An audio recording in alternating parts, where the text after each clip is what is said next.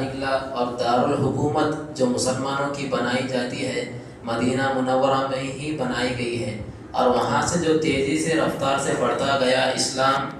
تو جگہ جگہ چپا چپا پل پل ہر جگہ ہر اعتبار سے بڑھتا گیا. لوگ جماعت جماعت بنا کر آتے، گروپ گروپ بنا کر آتے اور اسلام کو مان کر اور اسلام سے فائدہ اٹھاتے. جب یہ منظر دیکھا گیا تو یہودیوں میں خاص کر ان لوگوں میں ایک دشمنی پیدا ہو گئی کہ یہ اسلام بڑھتا جا رہا ہے، کیونکہ مکے میں تو آپ صلی اللہ علیہ وسلم کو بالکل ختم کرنے کا ان لوگوں کا ارادہ تھا، لیکن وہاں سے آپ صلی اللہ علیہ وسلم نکل کر مدینہ آئے ہیں، اس کے باوجود بھی دین بڑھ رہا تھا. تو یہودیوں کو بہت زیادہ حسد اور جلن پیدا ہو گئی تھی، جس کی وجہ سے آپ صلی اللہ علیہ وسلم کے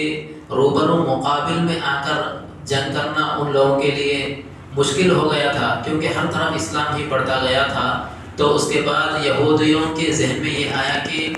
اب آگے جا کر لڑیں گے تو صحابہ ہمیں قتل کریں گے، تو اس کے مقابل میں ہم کیا کریں گے، آپ صلی اللہ علیہ وسلم پر جادو کریں گے. آپ صلی اللہ علیہ وسلم پر جادو کریں گے، جس کی وجہ سے وہ خود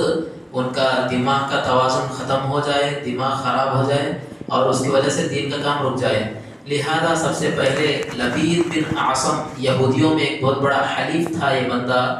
اس نے اپنی بیٹیوں کو مشورہ دیا کہ آپ صلی اللہ علیہ وسلم کو کسی بھی حال میں ان پر جادو کرنا چاہیے تاکہ دین کا کام رک جائے. تو اسی لیے ان کی بیٹیوں نے آپ صلی اللہ علیہ وسلم پر جادو کیا تھا. جادو کا واقعہ یہ ہے کہ آپ صلی اللہ علیہ وسلم کی خدمت میں ایک بچہ تھا چھوٹا سا، وہ آپ صلی اللہ علیہ وسلم کی خدمت کرتا تھا. تو آپ صلی اللہ علیہ وسلم کی خدمت میں رہنے کی وجہ سے خاص تعلق ہوتا ہے انسان کا جس کی بھی خدمت کرتا ہے. تو اس بچے کو یہودی کیا کرا، ایک دن پکڑ کے پھسلا کے باتوں میں لا کے کہ آپ صلی اللہ علیہ وسلم جس چیز سے کنگھی کرتے ہیں وہ کنگھی لینا، اور جتنے بھی اس کے دانت ہوتے ہیں مکمل ایک دم مکمل سٹ اٹھا کر لے آنا، اور اس کے ذریعے سے ہمیں کام ہے. تو بچہ اس یہودی کی باتوں میں آ کر آپ صلی اللہ علیہ وسلم کی ذاتی چیزیں کنگا اٹھا کر لایا اور لا کر ان کو دے دیا، اور اس کے بعد یہودی نے اپنے بیٹیوں کو دے دیا کہ تم اس کے ذریعے سے ان پر جادو کر دو. تو ان کے بیٹیوں نے کیا کرا، ہر گرہ میں یعنی کہ ہر گرہ میں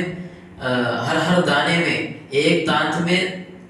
ایک تو سوئی لگائی اس میں، اور پھر اس کو 11 مرتبہ گرہ باندھا، ایک ایک دانت کو ایک دانت کو ایک اس طرح بن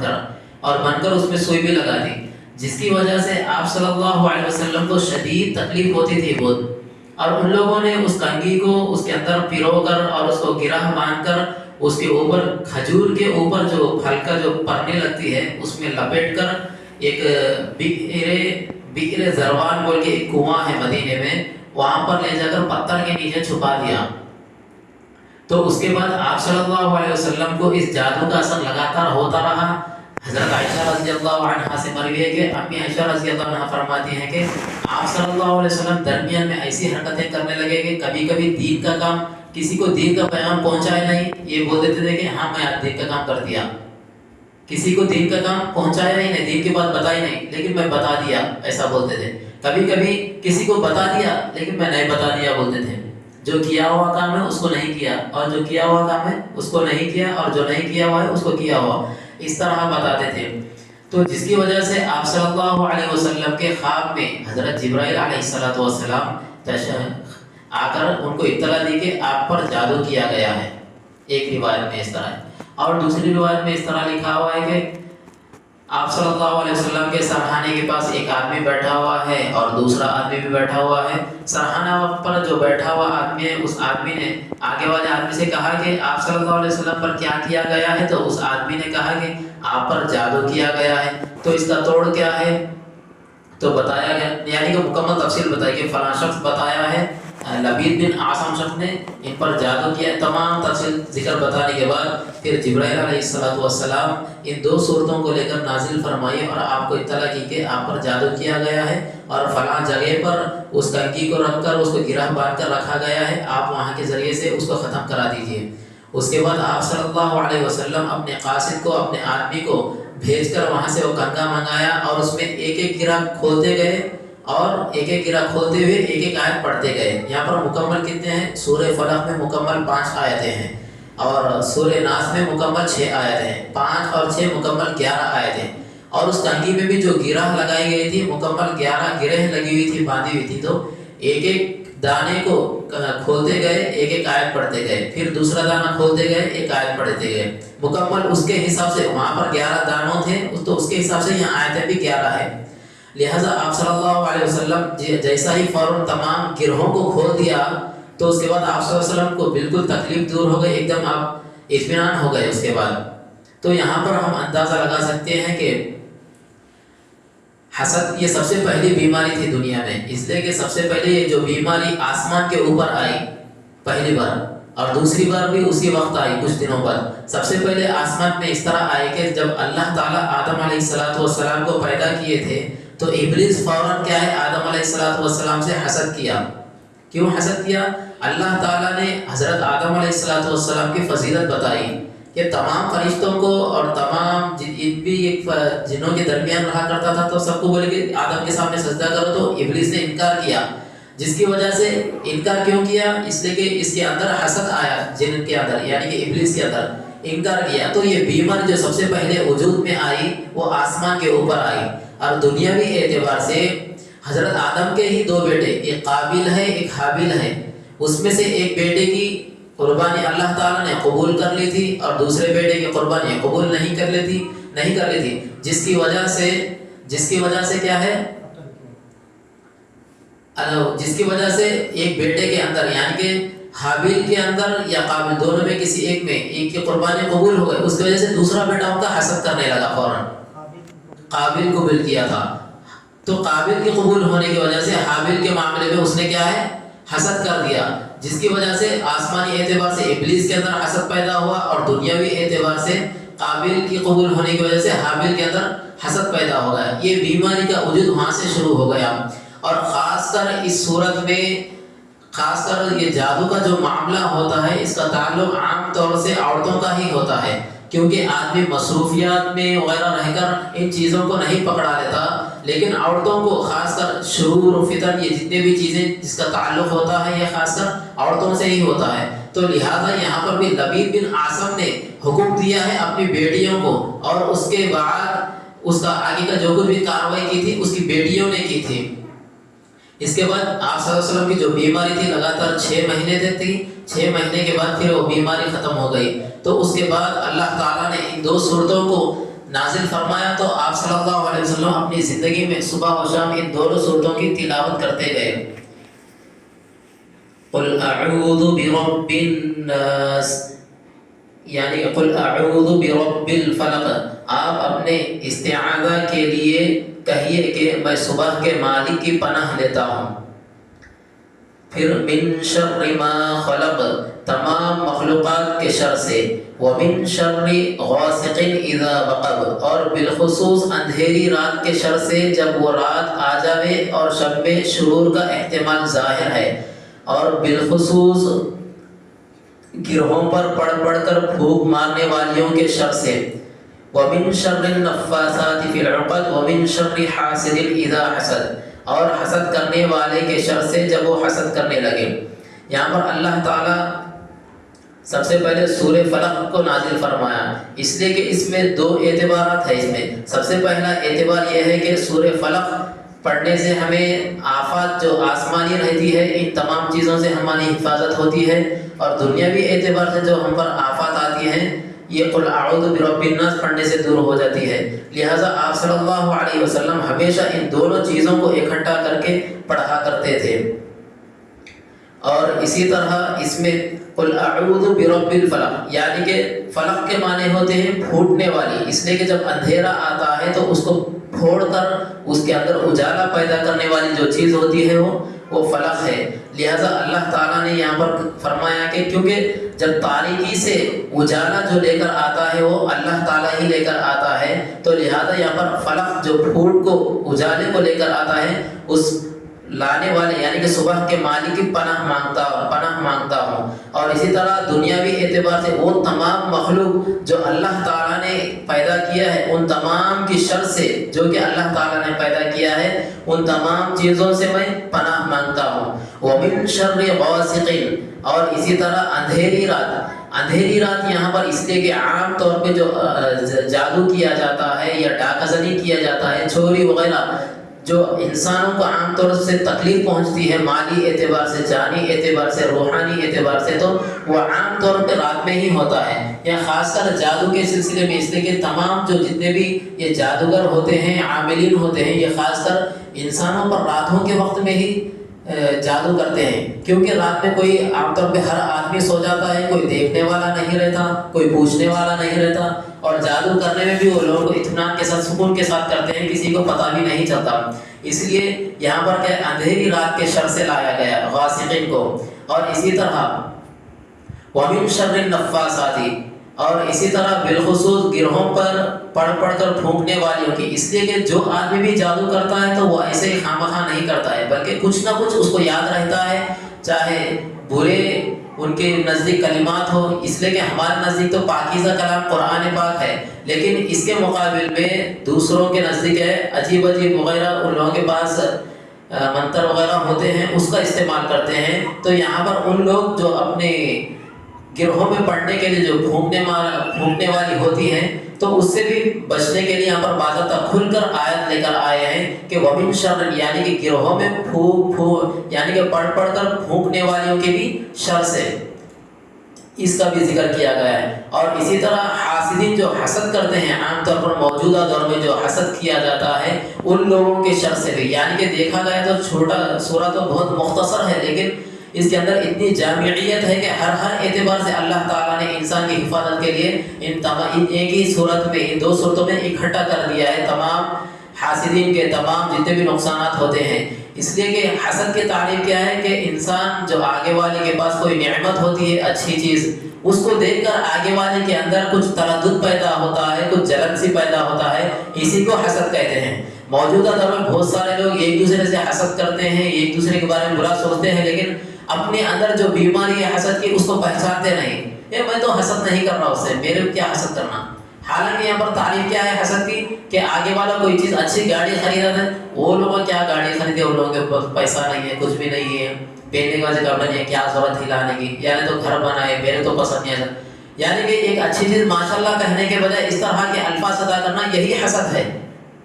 اس لیے کہ قرآن میں کہا گیا کہ حسد یعنی کہ تفسیر میں لکھا گیا کہ آگے والے کے پاس کوئی اللہ کی نعمت ملی ہوئی ہو اور آگے والے کو وہ چیز اچھی نہ لگے، یا نہیں تو اس کے بارے میں اونچ نیچ کہہ دے، بس یہی حسد کے معاملے میں آ جاتا ہے۔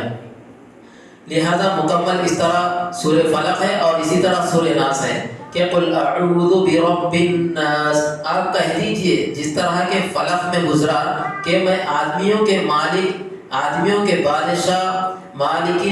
الناس الہ الناس، کہ میں آدمیوں کے مالک، آدمی کے بادشاہ، آدمیوں کے معبود کی پناہ لیتا ہوں۔ یہاں پر اس لیے کہ رب الناس، اس لیے کہ رب کے معنی یہ آتے ہیں کہ والا ہونا، یہاں پر اصل معنی جو ہے رب کے پالنے والا ہے۔ رب المال یعنی کہ مال والا، مال کا مالک اس طرح ہوتا ہے، لیکن اللہ تعالیٰ سب سے پہلے یہاں پر رب الناس لا کے اس کے مقابل میں پھر ملک الناس یعنی کہ لوگوں کا بادشاہ کہا ہے۔ اس لیے کہ رب تو ایک معنی ہو سکتا ہے کہ بہت سارے معنی ہوتے ہیں، مزید خاص کر کے اس کو پھر ملک الناس کے لوگوں کا بادشاہ کہا ہے۔ یہاں پر اس لیے کہ مالک اس لیے کہا ہے کہ جس طرح دنیاوی اعتبار سے بادشاہ جو ہوتا ہے تمام لوگوں کی حفاظت کرتا ہے رعایا ہونے کی وجہ سے، رعایت کے اعتبار سے، لہذا یہاں پر بھی اللہ تعالیٰ تمام مسلمانوں کی، تمام جو لوگ اس کو پڑھتے ہیں ان کی حفاظت کرتا ہے جیسا بادشاہ کرتا ہے۔ اسی طرح الہ الناس یعنی کہ آدمیوں کے معبود کی پناہ لیتا ہے۔ یہاں پر اللہ تعالیٰ 3 آیات میں اپنی صفات کو بیان کیا، ایک رب ہونے کے اعتبار سے صفت بیان کیا، اور دوسرا مالک بادشاہ ہونے کے اعتبار سے، اور تیسرا الہ معبود ہونے کے وجہ سے۔ اس لیے کہ یہاں پر معبود یعنی کہ جو بھی آدمی اپنے پروردگار سے مانگتا ہے وہ یعنی کہ گویا کہ یا تو اپنے اعمال میں خیر مانگتا ہے، یا نہیں تو گویا کہ ہر چیز جو بھی مانگتا ہے وہ عبادت کے درجے میں ہوتی ہے۔ لہذا بندہ جب عابد بن گیا تو گویا کہ جس سے مانگا جا رہا وہ خود بخود معبود بن جاتا، لہذا یہاں پر 3 صفات ذکر کیے گئے. پھر اسی طرح من شر الوسواس الخناس، وسوسہ ڈالنے پیچھے ہٹ جانے والے، الخناس شیطان کے شر سے. اس لیے کہ دلوں میں جو شیطان کام جو حکومت جو کرتا ہے عام طور پر بھٹکاتا ہے، ہمارے دلوں میں ارادہ پیدا کرتا ہے ذہنوں میں، وہ عام طور پر خناس یعنی کہ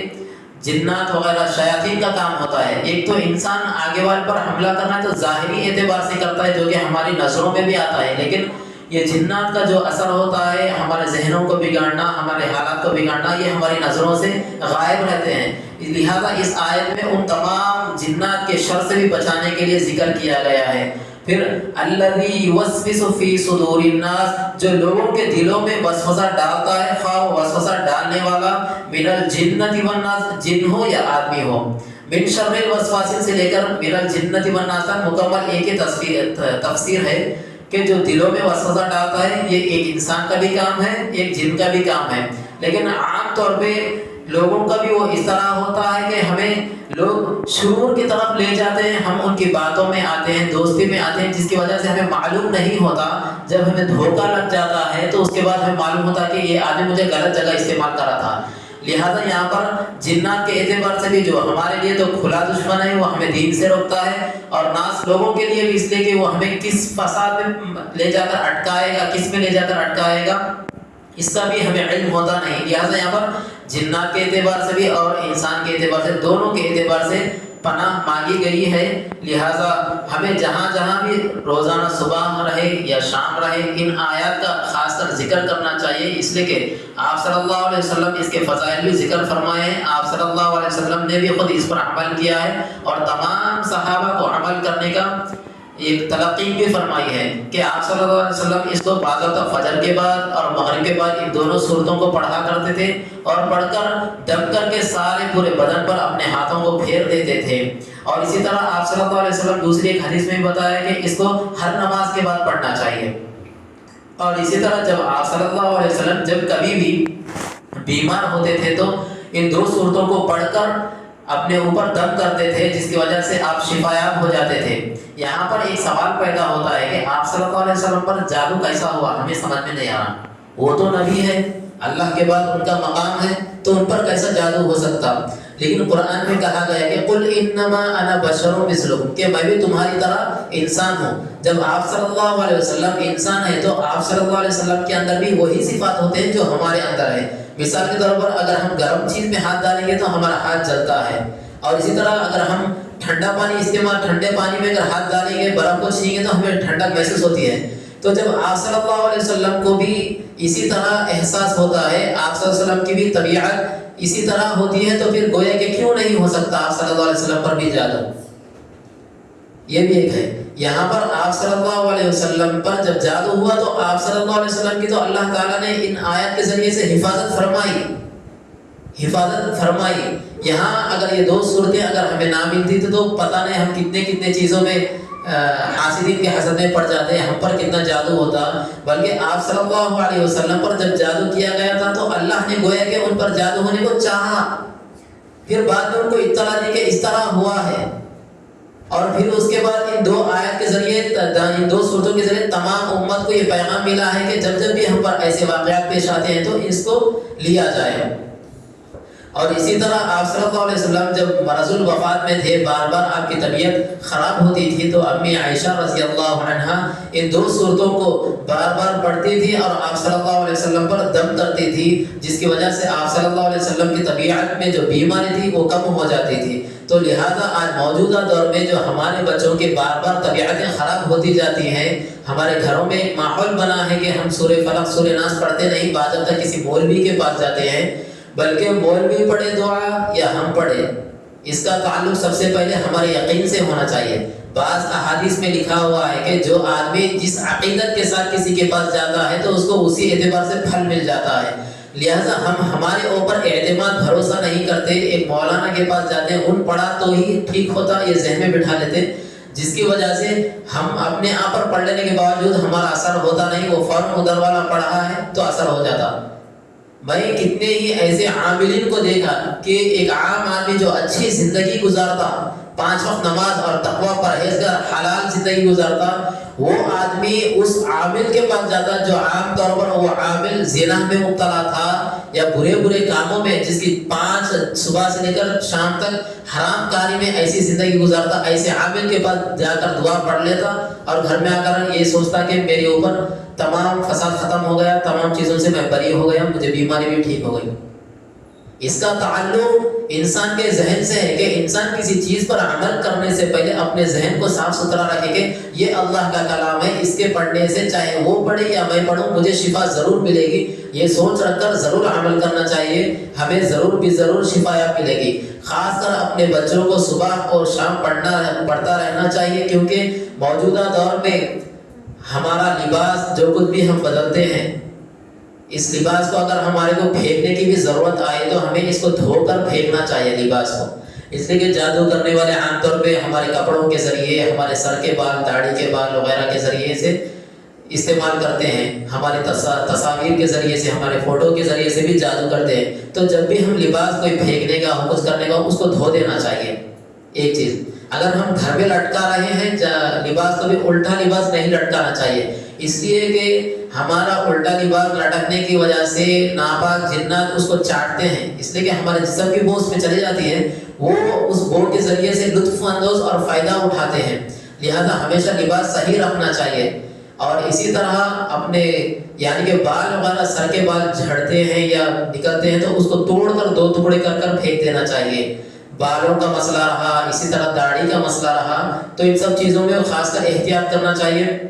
موجودہ دور میں لوگ جو حسد کرتے ہیں، جادو کرتے ہیں، وہ کوئی باہر کے دشمن نہیں رہتے، خاص کر اپنے ہی اہل خانہ، اپنے گھر والوں میں سے، یا تو بہو ساس کے اوپر جادو کراتی ہے، یا ساس بہو کے اوپر کراتی ہے، یا بیوی شوہر کے اوپر کراتی ہے، اس طرح کے واقعات پیش آ رہے ہیں۔ تو موجودہ دور میں اپنے بچوں کے اوپر ان 2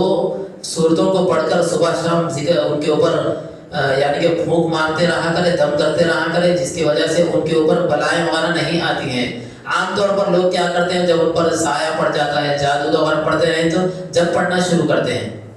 ابھی بھی اس کا توڑ ہو سکتا ہے، لیکن بندوبست کرنے کے لیے یعنی کہ ایسے عاملین کے پاس جانا رہتا ہے جو تقویٰ رہتے ہیں، پرہیزگار کے رہتے ہیں، ان لوگوں کے ذریعے سے ہوتا ہے۔ لہذا موجودہ دور میں ہم جس عامل کے پاس بھی جائیں، سب سے پہلے یہ دیکھیں کہ وہ باعمل عامل ہے یا نہیں، یہ دیکھنا ضروری ہے، اس لیے کہ جادو کا توڑ کرنا ہے یا جادو کرنا ہے تو یہ جادو 2 طرح کا ہوتا ہے، ایک بلیک جادو، ایک کالا جادو، ایک حلال والا جادو۔ یعنی کہ حلال والا جادو یہ ہوتا ہے کہ عامل عمل کرنے والا ان آیات کے ذریعے سے لوگوں پر دم کر کے، ان کے اوپر پڑھ کر پھونک کر ان کو شفا کرتا ہے۔ دوسرا ایک بلیک جادو ہوتا ہے، اس کے ذریعے سے بھی لوگ شفا صحیح ہو جاتے ہیں، لیکن اس کا استعمال کرنا، ان لوگوں کے ذریعے سے کرا لینا، یہ درست نہیں ہے۔ ان کے پاس جانے کی وجہ سے آج موجودہ دور میں کتنے ہی نوجوان لڑکیوں کی زندگی برباد ہو جاتی ہے، ان کے اوپر ان کے حوث کے ذریعے سے، ان کے ذریعے سے فائدہ اٹھاتے ہیں۔ لہذا جس عامل کے بعد بھی ہم جا رہے ہیں، سب سے پہلے پتہ کرنا ہے کہ وہ عامل باعمل ہے یا نہیں، یہ دیکھنا چاہیے۔ آزو بازو لوگوں کے ذریعے سے ضرور معلوم ہے تو وہ عامل کیسا ہے، آپ معلوم کریں، ضرور بھی ضرور معلوم ہو جائے گا۔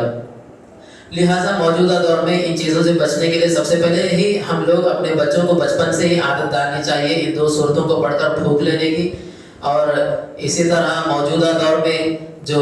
گھروں میں جو عام طور پر ماحول بن رہا ہے جادو کا وغیرہ، ان چیزوں میں سب سے پہلے مشکوک بننا چاہیے کہ گھر میں کچھ ہو گیا تو پہلی فرصت میں کچھ ہو رہا کیا، کچھ اثرات پڑ رہے کیا، یہ چیزیں ختم کر دیجیے۔ علماء کے گھر میں میرے استاد خود عامل ہے، وہ تقریباً 25 سال سے لوگوں کا علاج کر رہے ہیں، ان کی بیٹی 3 سال کی ہو گئی، جب بھی طبیعت خراب ہو جاتی تو سیدھا لے کے